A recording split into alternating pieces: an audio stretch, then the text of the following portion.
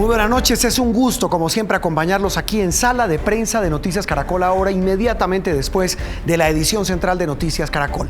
La noticia del día en Colombia y en el mundo tiene que ver con algo que estaba cantado, pero que sin duda va a tener una serie de efectos, sobre todo políticos, de cara a las elecciones en el país más poderoso de la Tierra. Nos referimos a los Estados Unidos, porque hoy finalmente el Senado oficializó lo que era un secreto a voces. El Senado de los Estados Unidos absolvió al presidente de ese país, al presidente Donald Trump. Recordemos que él era procesado, había sido enviado como el tercer presidente en la historia de Estados Unidos a un juicio político. Las implicaciones, los cargos, los detalles los vamos a desarrollar con ustedes, nuestros queridos televidentes, y con dos de mis compañeros aquí en Bogotá y en Washington, que nos van a ayudar a hacer entender este tema. Margarita Rojas, la editora de la sección internacional y compañera de Sala de Prensa. ¿Qué tal? Un gusto saludarla, Margarita. Y lo primero que uno tiene que preguntar es la implicación de esta absolución, para ya luego entrar en los detalles, Margarita.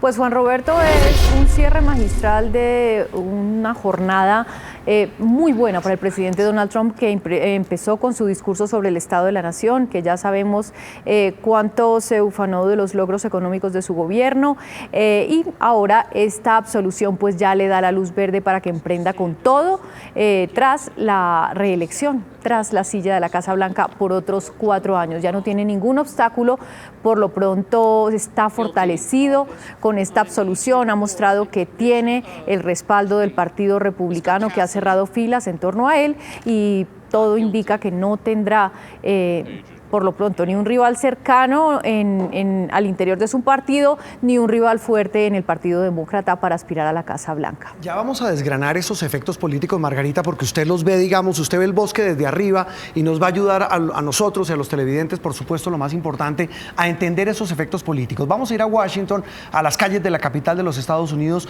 Juan Camilo Merlano estuvo allí en la cobertura de esa decisión histórica, importante, pero predecible, de la absolución del presidente Trump. Juan Camilo, gracias por estar aquí en Sala de Prensa, un gusto saludarte. Y la pregunta es los detalles, ¿cómo se llega a esa absolución? Finalmente, ¿cómo el Partido Demócrata cierra filas en torno a su presidente para salvarlo de este juicio político? Juan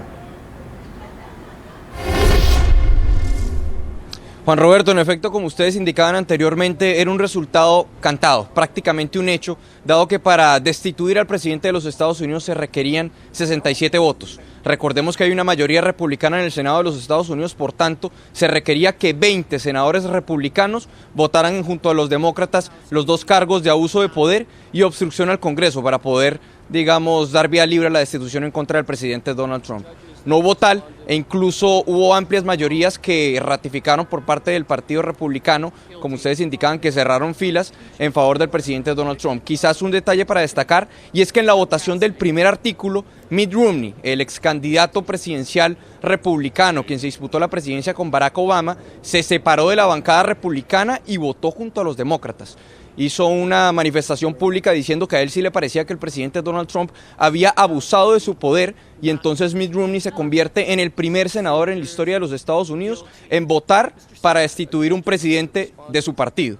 Pero al margen de esto hay que decirlo, digamos que el presidente Donald Trump en efecto ha dado 3 golpes de opinión importante esta semana. El primero fue durante el resultado electoral en Iowa, donde fue ratificado como el nominado del Partido Republicano en ese estado con el 97% de respaldo. El día de ayer con el discurso del Estado de la Unión, que fue un discurso marcado por varias postales, varias puestas en escena, y donde no mencionó en ningún momento la palabra de juicio, digamos, el escenario de juicio político o la palabra impeachment. Y el día de hoy, que el Partido Republicano cierra filas en torno a él y lo sacan victorioso de este juicio político, bajando el telón, acabando finalmente con el fantasma de la destitución. El resultado concreto es que Donald Trump sigue en oficio y puede aspirar a la reelección libremente.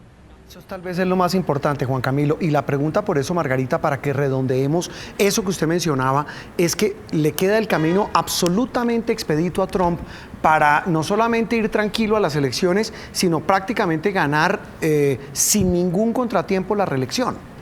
Pues Juan Roberto, el panorama es muy favorable a Trump. Como sabemos, en política todo es muy dinámico y el proceso de primarias para los demócratas apenas está empezando. Hay un ambiente de debilidad, así se lee en este momento la situación del Partido Demócrata, pues no solo por el fracaso de este intento de destituir a Trump, que se sabía que tenía un enorme costo político y que a la larga iba a fortalecerlo, pero sobre todo de cara al futuro, porque ellos tienen como 14 o 15 precandidatos que quieren convertirse en el rival de Trump a la Casa Blanca y pues bueno, no hay una figura fuerte. Estos resultados en Iowa han desconfigurado, han mostrado una sorpresa en torno a Joe Biden, que se suponía que es el candidato importante, el candidato fuerte. Ha quedado de cuarto en un estado que, aunque es un estado pequeño y con unas características digamos muy peculiares, se le atribuye de alguna manera la facultad de configurar lo que serán las candidaturas fuertes, y un cuarto lugar en Iowa pues no es para nada bueno para Joe Biden, y como se sabe él está en la mitad del escándalo del Ucrania Gate, que a la larga lo ha desgastado. Iowa mostraba unas nuevas figuras y pues será una cosa dinámica y va a depender mucho de cómo el partido va a lograr articular fuerzas en torno al candidato que se le plante en cara a Donald Trump. Margarita y Juan Camilo, los invito para que compartamos con los televidentes tal vez el otro episodio que fue lo ocurrido ayer, pero que fue la antesala de este gran triunfo de hoy del presidente Trump, y fue lo ocurrido durante el discurso de la Unión, el famoso discurso de Estado de la Unión, que es el famoso, Juan Camilo, desplante. Cuando llega el presidente, no le da la mano a la presidenta de la Cámara, a la señora de la mayoría republicana, Nancy Pelosi, demócrata, la señora Pelosi, quien es la que finalmente pues había promovido el juicio político en su contra, y luego lo que uno podría llamar la revancha, la venganza de la señora Pelosi, cuando rompe el discurso que había dado instantes antes, ahí vemos la imagen, el presidente Donald Trump, en señal de esa polarización espantosa en la que está en este momento Estados Unidos. Juan Camilo, los ecos de eso que ocurrió ayer en el Congreso. Juan Roberto, prácticamente hay un consenso en que lo que se vio ayer en el discurso del Estado de la Unión es insólito en la historia de los Estados Unidos. Una presidenta de la Cámara rompiendo, digamos, de frente a las cámaras, pero de espaldas al presidente de los Estados Unidos, el discurso que hacía pocos segundos acababa de pronunciar. Digamos que es un acto que recrudece aún más esa controversia política, esa división entre republicanos y demócratas, y que así lo entiende la opinión pública en los Estados Unidos. Pero también hay que decir que la reacción del Partido Demócrata no ha sido crítica a nivel interno, o por lo menos no a nivel público, de lo que hizo Pelosi. Todos han cerrado filas, todos han respaldado a la presidenta de la Cámara, Nancy Pelosi, y por el otro lado pues están los republicanos y particularmente la Casa Blanca emitiendo comunicados y diciendo que Nancy Pelosi lo que había roto era las historias de miles de norteamericanos que han sido beneficiados por cuenta de las políticas del presidente Donald Trump, que él incluso había exaltado en ese discurso, que como ya mencionábamos había destacado cuestiones en materia económica, pero también cuestiones en materia social. Entonces, por un lado, digamos que se profundizan las divisiones, dado que los demócratas no son autocríticos frente al rechazo de la opinión pública, que se ha criticado bastante lo que fue la actitud de Nancy Pelosi, y por el otro lado los republicanos afianzados en sus críticas ahora aún más graves frente a los demócratas. Habrá que ver, porque si el presidente Donald Trump es reelegido, lo que vamos a tener son 4 años, de aquí en adelante otros 4 años, donde no se sabe cuál será el panorama político, con unas divisiones aún mucho más marcadas entre los dos partidos aquí en Estados Unidos. Y tal vez, Juan Camilo, voy contigo, Margarita, para mencionar otro episodio que pues para muchos puede ser menor, pero es lo que pasó ayer también en ese mismo discurso de Estado de la Unión, cuando demócratas y republicanos se pusieron de acuerdo. En lo único que se pusieron de acuerdo fue para aplaudir al presidente, al autodenominado presidente interino de Venezuela, Juan Guaidó. Ahí vemos la imagen, Margarita y Juan Camilo, cuando esto pues fue lo único que los unió. Y luego lo que ocurrió hoy en la Casa Blanca, cuando Trump recibió, mientras esperaba el resultado, el veredicto del Senado sobre su impeachment, esta imagen, recibiendo como un jefe de Estado al presidente interino de Venezuela. Margarita. Pues Juan Roberto, ha sido un impulso quizá inesperado. Yo creo que ni el propio Juan Guaidó se esperaba este espaldarazo tan amplio que le ha dado Donald Trump. Estaban aspirando a una reunión con Trump en Mar-a-Lago, en Florida, el fin de semana previo al Super Bowl, una cosa de, digamos, de un corte político y de un perfil muy inferior, y el presidente Trump los ha sorprendido con este tratamiento que realmente ha sido impresionante. Haber llevado como invitado especial a Guaidó al Congreso y haberle dado ese estatus de presidente legítimo, haber pedido para él esa ovación y hoy recibirlo en la Casa Blanca, la verdad es que es un cierre muy importante, un cierre con broche de oro de los esfuerzos de Guaidó de reencaucharse, de renovar el respaldo internacional con esa gira que hizo por varios países europeos, y la verdad es que esa gira cierra bien porque obtuvo el respaldo del Reino Unido, de países muy importantes y muy poderosos, y ahora veremos qué pasa por el lado de Venezuela a su retorno, porque esa es otra gran incógnita. ¿Qué va a pasar con él? Ese es el otro lío. Margarita, gracias por haber estado con nosotros. Con gusto. Aquí vuelve, usted todos los días tiene cabida aquí en Sala de Prensa. Juan Camilo, una pregunta chiquitica de despedida para una respuesta flash. ¿Los demócratas tienen o creen tener todavía alguna opción de pelearle la reelección o de pelear en las elecciones a Donald Trump?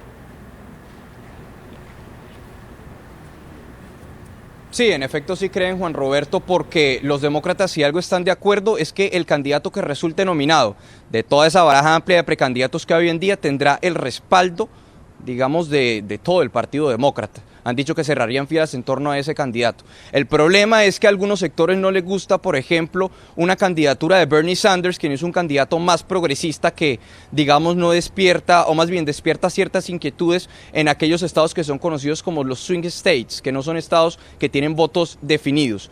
Pero sí han dicho, o sí la postura de los demócratas es que quien resulte nominado contará con toda la maquinaria partidista para hacerle frente al presidente Donald Trump. Pues don Juan Camilo, lo dejamos descansar. Muchísimas gracias. Es Juan Camilo Merlano, nuestro corresponsal permanente en la capital de los Estados Unidos. Vamos a hacer una pausa y en instantes viene lo que tiene en su radar don Ricardo Ospina de Blue Radio. Ya volvemos. Avanzamos en Sala de Prensa de Noticias Caracol ahora, y ahora vamos a hablar de política, de gabinetología, de todo lo que se está moviendo alrededor de la recomposición del gobierno del presidente Duque.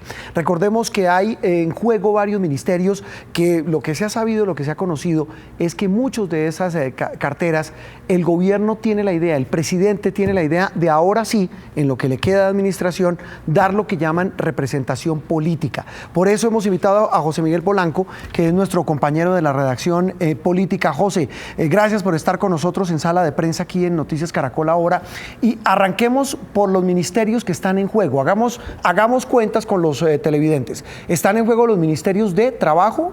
Sí, señor, Trabajo. Salud. Agricultura. Trabajo, donde estaba Alicia Arango, sí, que ahora va para el Interior, donde estaba Nancy Patricia Gutiérrez. Salud, donde estaba Juan Pablo Uribe, que renunció en diciembre. O sea, un ministerio que está vacante. ¿Me dice usted que Agricultura? Andrés Valencia también, sí. Pues hay intereses de algunos sectores del partido de la U, como también de Cambio Radical en esta cartera, y también entra y empieza a sonar lo que es el ministerio de las TIC. El de las tecnologías. Correcto. ¿Y el otro cuál es? Y quedaría también en juego el de vivienda, ¿sí? Que también estarían, y dicen que hay algunos sectores del bargallerismo que estaría interesado en sacar a Jonathan Malagón. Recordemos que esto pareciera que fuera como una jugada de ajedrez, porque el presidente Iván Duque no tuvo una muy buena agenda legislativa el año pasado, sacó algunos proyectos, sí. Entre ellos fueron los proyectos anticorrupción, que fueron una de las banderas, sí, de su campaña, pero ahorita tiene que sacar unos proyectos fundamentales, y es donde necesita la representación, no solo política, sino de los votos en el Congreso de la República, y por eso estos acercamientos. Públicamente se han conocido dos acercamientos, que ha sido con Cambio Radical, sí, que no ha sido directamente con las cabezas, que son pues Germán Vargas Lleras y también los Char, sino que han sido con sus parlamentarios, los que tienen su representación en el Congreso de la República y que tienen voz y voto. Pero mire, hay un tema clave sobre eso que usted menciona. Lo cierto del caso es que nos dicen en los mentideros políticos que si bien estuvo hablando con Germán Vargas Lleras, eso, digamos, se enfrió, porque el presidente ya entendió que quienes mandan en Cambio Radical hoy son los Char. De hecho, el próximo presidente del Congreso, usted me corrige, es un Char a partir de julio. Así se ha especulado y pues sería el candidato ideal de Cambio Radical. Recordemos que habían 3 opciones, que era Rodrigo Lara, también sonaba Germán Barón Cotrino, pues que ellos son muy allegados a Vargas Lleras, pero también cogió fuerza Arturo Char, quien sería pues el candidato de la presidencia para esta próxima legislatura. Basado en esos contactos, en temas de ministerios, ¿qué carteras les interesan a los integrantes de este partido, de esta bancada de Cambio Radical?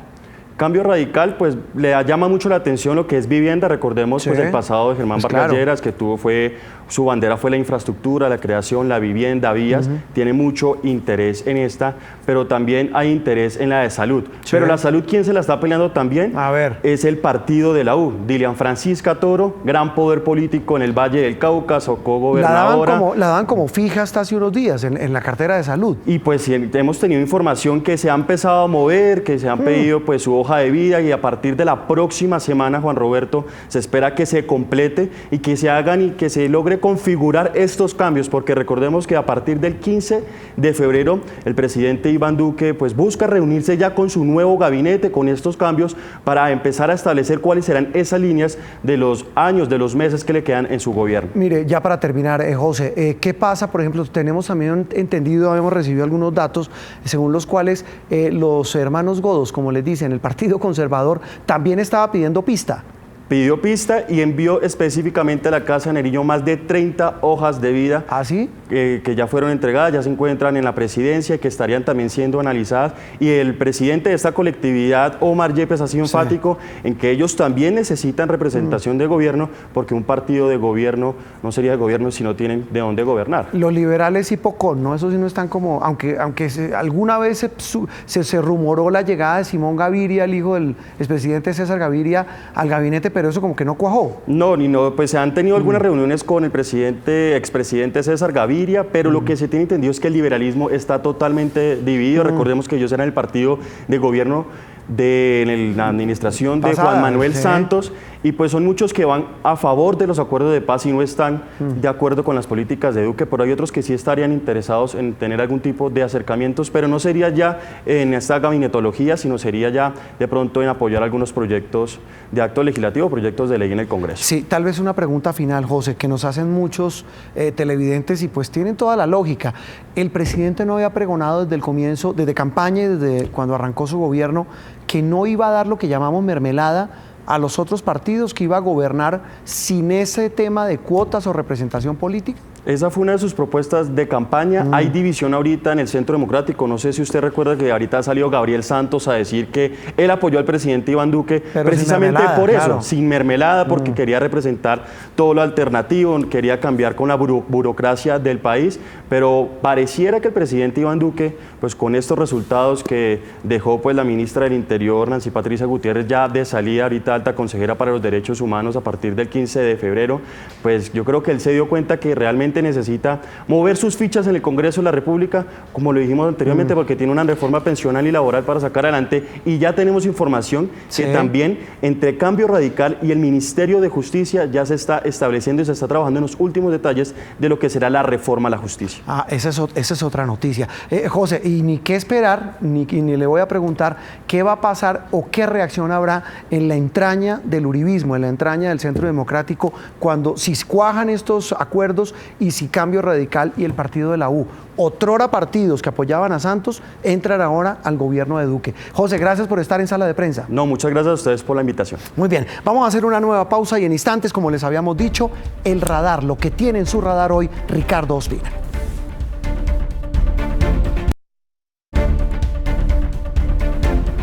Y en la parte final de Sala de Prensa en Noticias Caracol ahora, don Ricardo Ospina y lo que tiene en su radar informativo en Blue Radio. Ricardo.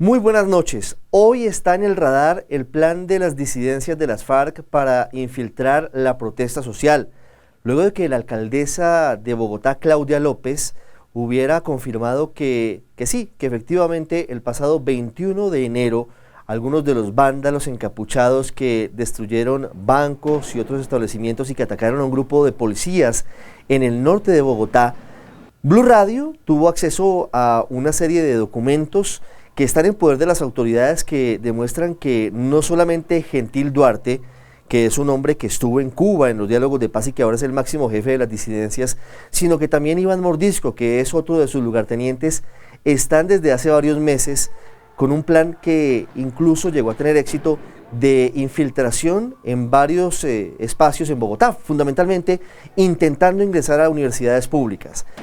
Después de todo esto, lo que se ha confirmado es que hay 6 personas que han sido detenidas en los últimos días con varios elementos que los vinculan con este tipo de actuaciones.